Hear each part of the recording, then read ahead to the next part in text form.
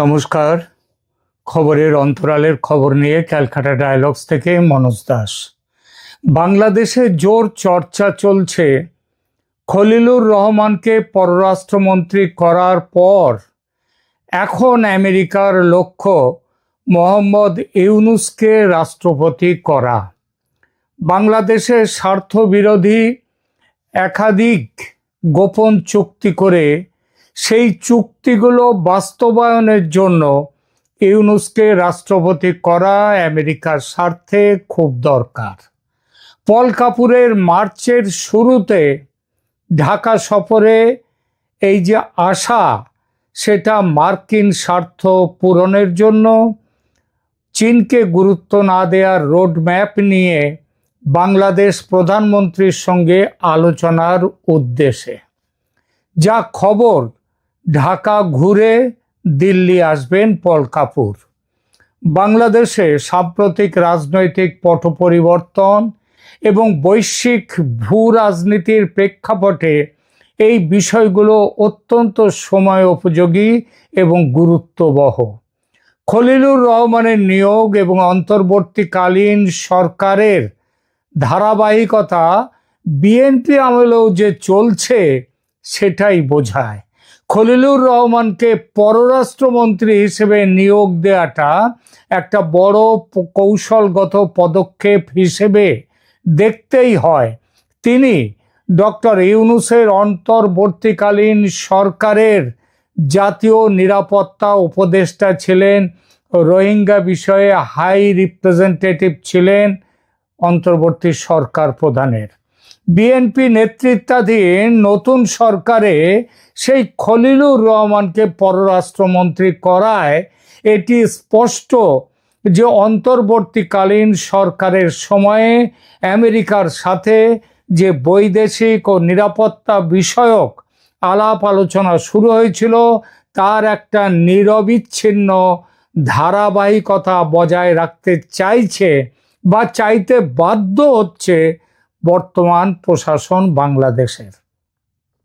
বিষয়টা উড়িয়ে দেওয়ার নয়, প্রশ্ন যারা করছেন তাদের সেই প্রশ্নটা উড়িয়ে দেওয়ার নয়। আর এই ধারাবাহিকতার অগ্রগতি হিসেবেই পল কাপুরের বাংলাদেশ সফরে আসা। আমেরিকার দক্ষিণ ও মধ্য এশিয়া বিষয়ক সহকারী পররাষ্ট্রমন্ত্রী পল কাপুর মার্চের শুরুতে ঢাকা সফরে আসছেন। এর আগে 9 ফেব্রুয়ারি 2026-এ একটি সিক্রেট ট্রেড ডিল বা রেসিপ্রোকাল ট্রেড এগ্রিমেন্ট সই হয়েছে বাংলাদেশ আমেরিকার মধ্যে, এই বলে বিভিন্ন মহলে গুঞ্জন ভাসছে। গুঞ্জন ভাসছে কেন? এটা তো স্পষ্ট। এই চুক্তিতে শুল্ক কমানোর পাশাপাশি আমেরিকার তুলো, বড় ধরনের প্রতিরক্ষা সরঞ্জাম, বোয়িং বিমান ক্রয়, অন্যান্য যন্ত্রাংশ আমদানির প্রতিশ্রুতি আছে বলে খবর পাওয়া যাচ্ছে একেবারে নিশ্চিত সূত্র থেকে। একই সঙ্গে আমেরিকার মূল লক্ষ্য হলো GSOMIA বা general security of military information agreement এবং ACSA বা অ্যাকুইজিশন অ্যান্ড ক্রস সার্ভিসিং এগ্রিমেন্টের মতো প্রতিরক্ষা চুক্তিতে আমেরিকার সাথে বাংলাদেশকে যুক্ত করা, যাতে এই অঞ্চলে মানে বাংলাদেশে তো বটেই চীনের ক্রমবর্ধমান প্রভাব কমানো যায়। কারণ আপনারা জানেন যে BRI মানে বেল্ট অ্যান্ড চীনের যে বেল্ট অ্যান্ড রোড যে ইনিশিয়েটিভ, সেখানে বাংলাদেশের একটা বড় জায়গা আছে। পল কাপুরের ঢাকা সফরের পর দিল্লি যাওয়াটাও এই আঞ্চলিক ভারসাম্য রক্ষার একটি অংশ। আর এই ভারসাম্য রক্ষার সহায়ক হিসেবে, শক্তি হিসেবে ডক্টর ইউনূসকে রাষ্ট্রপতি করার মার্কিনী পরিকল্পনা চলছে। ইউনূসকে রাষ্ট্রপতি করার বিষয়টি এখন বাংলাদেশের রাজনীতির টক অফ দ্য টাউন। এসব টক বা কথাবার্তা যে অকারণে উঠছে, এগুলো যে কারোর উর্বর মস্তিষ্কের জল্পনা তা কিন্তু নয়। এর পেছনে কয়েকটা বড় কারণ সেগুলো দেখা যাচ্ছে। কারণগুলো কি দেখুন, রয়টার্সের সঙ্গে এক সাক্ষাৎকারে বর্তমান রাষ্ট্রপতি মোহাম্মদ শাহাবুদ্দিন নির্বাচনের পর পদত্যাগের ইচ্ছা প্রকাশ করেছিলেন। যদিও তখন ইউনূসের জীবনকাঠি জামাত জোটের ক্ষমতায় ফিরে আসার সম্ভাবনা প্রবল ছিল, আর সেজন্যেই শাহাবুদ্দিন রাষ্ট্রপতি তিনি পদত্যাগের ইচ্ছা প্রকাশ করেছিলেন। আর আমেরিকাও চাইছিল বিএনপি নয়, জামাত ক্ষমতায় আসুক। নির্বাচনের ফলাফল যদিও বিএনপিকে প্রবলভাবে ক্ষমতায় বসিয়েছে, সৌজন্য ভারতের। আর 22শে ফেব্রুয়ারি কালের কণ্ঠ পত্রিকায় দেয়া সাক্ষাৎকারে রাষ্ট্রপতি শাহাবুদ্দিন কিন্তু পদত্যাগের কথা, সেই ইচ্ছার কথা উচ্চারণই করেননি একবারের জন্য, বরং বিএনপি ও তারেক রহমানের প্রশংসায় পঞ্চমুখ।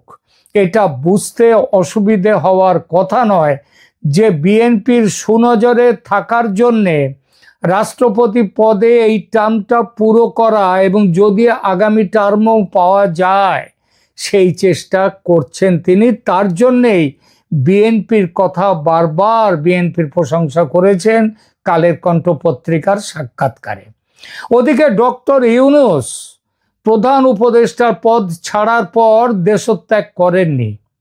তার দেশত্যাগ না করায় এই জল্পনা আরও প্রবল হয়েছে যে রাষ্ট্রপতি হওয়ার সম্ভাবনা, ইচ্ছা তার মাথায় আছে, সে সম্ভাবনাও আছে। নির্বাচনের আগে এই সম্ভাবনাটা প্রবল হয়েছিল যে ইউনূস রাষ্ট্রপতি হবেন, জামাত জিতলে তার রাষ্ট্রপতি পদ বাঁধা ছিল। বিএনপি জেতায় হিসেব পাল্টে গেছে, তবে আশা ছাড়েননি ইউনূস। তার বড় ভরসার জায়গাটা কোথায়?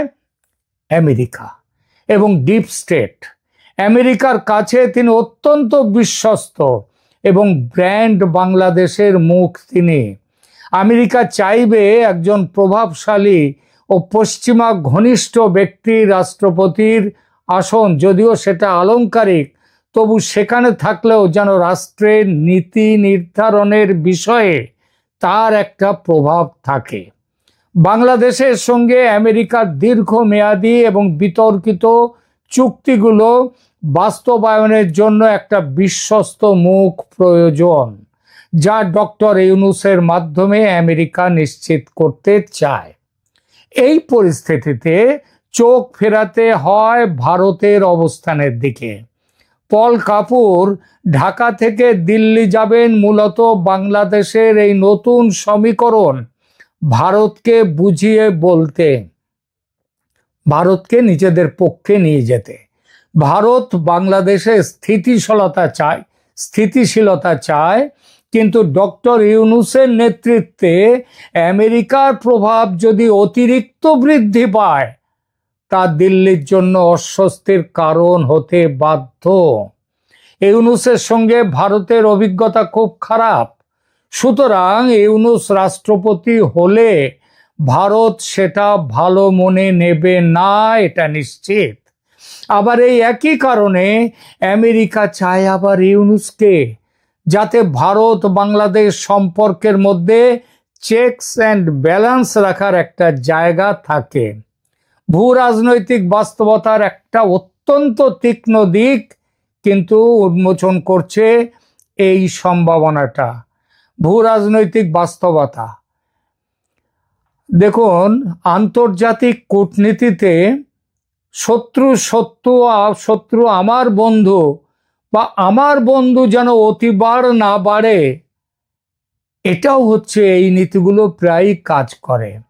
ডক্টর ইউনূসকে কেন্দ্র করে ভারত আমেরিকার এই যে বিপরীতমুখী অবস্থান, এটা একটা কূটনৈতিক দড়ি টানাটানি হিসেবে দেখতেই হবে।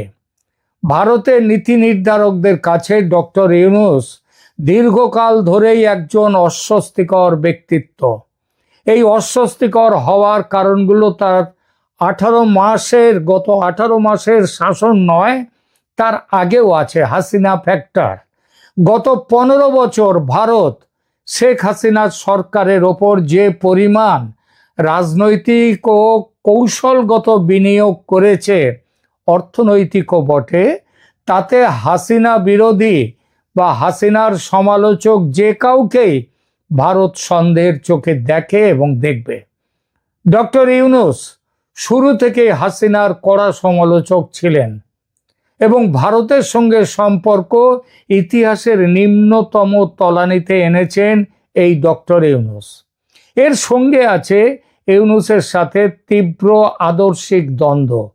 ভারতের বর্তমান সরকার মূলত জাতীয়তাবাদী এবং বাস্তবমুখী রাজনীতিতে বিশ্বাসী। অন্যদিকে ডক্টর ইউনূস পশ্চিমা ঘনিষ্ঠ পরিচয়টাকে ক্ষমতায় থাকার জন্য ভুলে গিয়েছিলেন এবং তিনি পরিবর্তিত হয়েছিলেন ইসলামী মৌলবাদী রাজনীতির ঘনিষ্ঠ হিসাবে। ভারতের ভয় ডক্টর ইউনূস ক্ষমতায় থাকলে, সে প্রেসিডেন্ট হলেও, বাংলাদেশে মৌলবাদী সন্ত্রাসী শক্তির উত্থান হতে পারে, যা ভারতের নিরাপত্তা বিঘ্নিত করবে। এর সঙ্গে যোগ করুন আমেরিকার চেক অ্যান্ড ব্যালেন্স নীতি, যেটা একটু আগে বললাম। আমেরিকা ডক্টর ইউনূসকে তাদের দাবার গুটি হিসেবে ব্যবহার করতে চায়। আমেরিকার লক্ষ্য হলো গত এক দশকে দক্ষিণ এশিয়ায় ভারতের প্রভাব এতটাই বেড়েছে যে অনেক ক্ষেত্রে আমেরিকার স্বার্থ বিঘ্নিত হতে শুরু করেছে। ডক্টর ইউনূসকে রাষ্ট্রপতি বা রাষ্ট্রপ্রধানের আসনে বসিয়ে আমেরিকা নিশ্চিত করতে চায় যে ঢাকা যেন ওয়াশিংটনের অ্যাপ্রুভাল ছাড়া কোনো বড় সিদ্ধান্ত না নেয়। দ্বিতীয়ত, ভারতকে চাপে রাখা। আমেরিকা চায় ভারত যেন রাশিয়ার সাথে সম্পর্ক বা ব্রিক্সের মতো জোটে খুব বেশি ঝুঁকে না পড়ে। বাংলাদেশে ইউনূসের মতো একজন প্রো ইউএস আমেরিকার স্বার্থ দেখা ব্যক্তিত্ব থাকলে দিল্লিকে সবসময় ঢাকার দিকে নজর রাখতে হবে, সতর্ক থাকতে হবে, যা প্রকারান্তরে ভারতকে আমেরিকার উপর নির্ভরশীল করে তুলবে। মার্চের শুরুতে পল কাপুরের ঢাকা ও দিল্লি সফর মূলত এই স্বার্থের ভারসাম্য তৈরির চেষ্টা। আমেরিকা সম্ভবত ভারতকে এই বার্তা দিতে চায়, আমরা ইউনূসকে সমর্থন দিচ্ছি, তবে তোমরা ভয় পেও না, আমরা তোমাদের নিরাপত্তা স্বার্থ বিঘ্নিত হতে দেব না। কিন্তু ভারতের গোয়েন্দা সংস্থাগুলো এবং সাউথ ব্লক সম্ভবত নয়, ডক্টর ইউনূসকে রাষ্ট্রপতি হিসেবে মেনে নিতে প্রস্তুত নয় আদৌ। সার কথা তাহলে কিসে এলাম, কোন জায়গাতে? ডক্টর ইউনূস যদি রাষ্ট্রপতি হন তবে তিনি হবেন বাংলাদেশের ইতিহাসে সবচেয়ে শক্তিশালী রাষ্ট্রপতিদের একজন। যদিও পদটি আলংকারিক, তবুও, কারণ তিনি আমেরিকার স্বার্থ নিয়ে আসছেন, আমেরিকার আঞ্চলিক ওয়াচডগ হিসেবে কাজ করবেন, আর সেখানেই ভারতের প্রধান দুশ্চিন্তা। অতএব যারা ভাবছেন বিএনপি সরকার রাষ্ট্রদ্রোহের অভিযোগে ইউনূসকে জেলে ভরে দেবেন, তার বিরুদ্ধে মামলা করবেন, তাদের আশা পূরণের সম্ভাবনা নেই বললেই হয়। সেরকম সম্ভাবনা থাকলে ইউনূস ওই গদি চলে যাওয়ার পর, নির্বাচনের ফল ঘোষণার পর বাংলাদেশে বসে থাকতেন না, পৃথিবীর অন্য কোনো দেশে ভাষণ দেওয়ার কাজ নিয়ে তিনি বেরিয়ে পড়তেন বাংলাদেশ ছেড়ে। সুতরাং তিনি তা করেননি, তিনি বসে আছেন এবং তিনি যে খুব শিগগির চলে যাবেন বাংলাদেশ ছেড়ে এমন কোনো কথাও কিন্তু শোনা যাচ্ছে না। শোনা যাচ্ছে যে কথাটা, সেটা হলো তিনি হয়তো 28 তারিখের মধ্যে তিনি তার যমুনার বাসা ছেড়ে দেবেন, ছেড়ে দিয়ে গুলশানে তার নিজের যে বাড়ি সেখানে গিয়ে পৌঁছবেন, সেখানে গিয়ে থাকবেন। অর্থাৎ বাংলাদেশ ছেড়ে চলে যাওয়ার কোনো প্ল্যান এই মুহূর্তে ইউনূস সাহেবের মাথায় নেই। আর এতেই প্রমাণ হয় যে জেলে যাওয়ার কোনো সম্ভাবনা তিনি দেখতে পাচ্ছেন না। আপাতত এখানেই রাখছি, ধন্যবাদ। আপনাদেরকে একটা ব্রেকিং নিউজ দেব। শীঘ্রই আওয়ামী লীগের শীর্ষ নেতারা দেশে ফিরছেন। আওয়ামী লীগের নিষেধাজ্ঞা কি উঠে যাচ্ছে? তবে আজকে কিছু অগ্রগতি আপডেট ঘটেছে। আমি যদিও ইমিডিয়েট আগের ভিডিওটাতে আলাপ করেছি যে আওয়ামী লীগ ফিরবে, যে তাতে কোনো সন্দেহ নাই, সরকারের তরফ থেকে ফিরবে বা ফেরানো হবে। আমি এর আগে অনেক ভিডিওতে বলেছি প্রেসিডেন্ট জিয়াউর রহমান বাংলাদেশের সব রাজনৈতিক দলের রাজনীতি করার অধিকার দিয়েছিলেন এবং এমনকি মৌলবাদী সাম্প্রদায়িক জামাতকেও পর্যন্ত রাজনীতি করবার অধিকার দিয়েছিলেন। আজকে তারই পুত্র তারেক রহমানের আমলে আরেকটি ঘটনা ঘটতে যাচ্ছে যে বাংলাদেশে কোনো রাজনৈতিক নিষেধাজ্ঞা থাকবে না। সেটি তারেক রহমানের ইচ্ছাই হোক বা আন্তর্জাতিক সমীকরণে হোক না কেন, যে কোনো কারণেই হোক, আওয়ামী লীগের নিষেধাজ্ঞা উঠে যাচ্ছে, আওয়ামী লীগ রাজনীতিতে ফিরছে, এমন আলামতই পাওয়া গেছে। বাংলাদেশের রাজনীতিতে আসলে প্রতিনিয়ত ঝড় পূর্বাভাস এবং অনেক পূর্বাভাস অন্যরকম হচ্ছে, পাল্টে যাচ্ছে, এই ধরনের ঘটনা ঘটতেই আছে। আজকেই সকালের দিকে দিল্লি থেকে ভার্চুয়ালি যুক্ত হয়ে আওয়ামী লীগের কেন্দ্রীয় বেশ কিছু নেতার সাথে একটি গুরুত্বপূর্ণ বৈঠক করেছেন শেখ হাসিনা। দীর্ঘ বিরতির পর এই প্রথম দলের নেতাকর্মীদের উদ্দেশ্যে অত্যন্ত কড়া এবং সুনির্দিষ্ট কিছু নির্দেশনা দিয়েছেন তিনি। শেখ হাসিনা স্পষ্ট করে বলে দিয়েছেন, তৈরি হন, আবার ফিরতে হবে দেশে, মাঠে নামতে হবে। আজকের এই বৈঠকে শেখ হাসিনা ঠিক কি কি বলেছেন, কেন তিনি হঠাৎ নেতাকর্মীদের দেশে ফেরার নির্দেশ দিলেন এবং বিএনপি ও নির্বাচন নিয়ে তার বিস্ফোরক মন্তব্যগুলো আসলে কি ইঙ্গিত দিচ্ছে। মঙ্গলবার সকালে অনুষ্ঠিত এই বৈঠকে শেখ হাসিনা দিল্লি থেকে ভার্চুয়ালি যুক্ত হন। বৈঠকটি অনুষ্ঠিত হয়েছিল আওয়ামী লীগের একজন প্রেসিডিয়াম সদস্যের বাসভবনে, যেখানে কেন্দ্রীয় কমিটির বেশ অনেক সদস্যই উপস্থিত ছিলেন। এই বৈঠকে সবচেয়ে আলোচিত দিক হলো শেখ হাসিনার দেওয়া সরাসরি নির্দেশ। তিনি নেতাদের উদ্দেশ্যে বলেছেন, মানসিক এবং অন্যান্য প্রয়োজনীয় প্রস্তুতি নিন, কারণ এবার সবাইকে দেশে ফিরতে হবে এবং দেশের রাজনৈতিক ময়দানে সক্রিয় হতে হবে। তার এই বক্তব্যের পর রাজনৈতিক মহলের জল্পনা শুরু হয়েছে, তবে কি শেখ হাসিনা কোনো শক্তিশালী মহলের কাছ থেকে ইতিবাচক সংকেত পেয়েছেন? অনেক নেতার ধারণা, দলের ওপর থেকে নিষেধাজ্ঞা প্রত্যাহারের ব্যাপারে নেত্রী হয়তো কোনো বড় আশ্বাস পেয়েছেন। বৈঠকে শেখ হাসিনা গত 12 ফেব্রুয়ারি নির্বাচন নিয়ে কড়া সমালোচনা করেন। তিনি এই নির্বাচনকে একটি প্রহসন হিসেবে অভিহিত করেছেন। বৈঠকে উপস্থিত বিভিন্ন এলাকার দায়িত্বপ্রাপ্ত নেতারা দেশের বর্তমান পরিস্থিতি নেত্রীর সামনে তুলে ধরেন।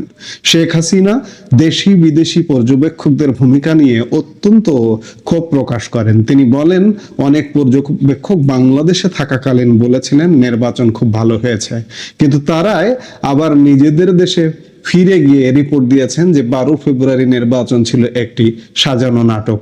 শেখ হাসিনা নেতাদের সতর্ক করে বলেন, এসব দুমুখ লোকদের ভরসায় আমাদের বসে থাকলে চলবে না।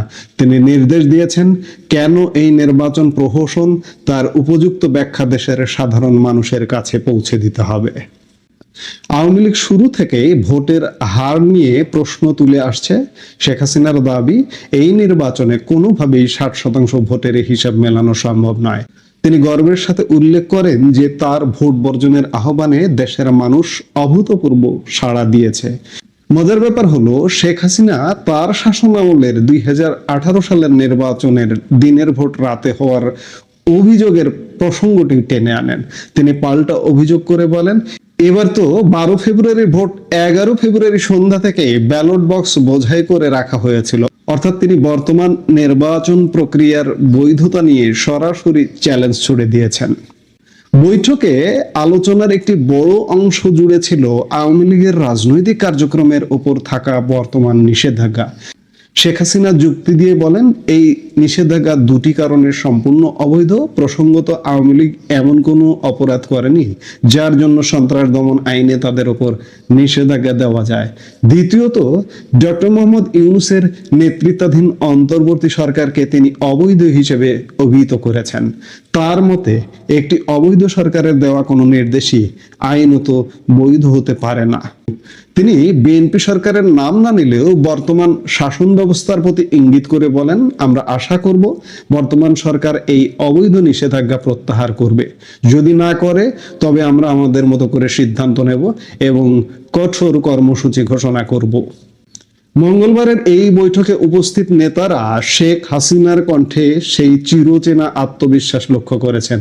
তিনি জোর গলায় দাবি করেছেন যে আন্তর্জাতিক মহলে বাংলাদেশের এই ত্রয়োদশ জাতীয় সংসদ নির্বাচনকে কখনোই স্বীকৃতি দেবে না। বৈঠকে গুরুত্বপূর্ণ অনেক নেতা উপস্থিত ছিলেন।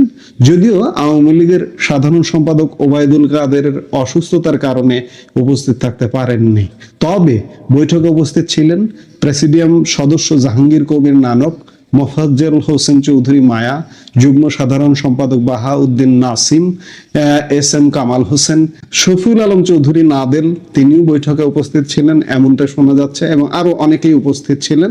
তারা প্রত্যেকেই মাঠের পরিস্থিতি তুলে ধরেন এবং নেত্রীর নির্দেশে উজ্জীবিত হন।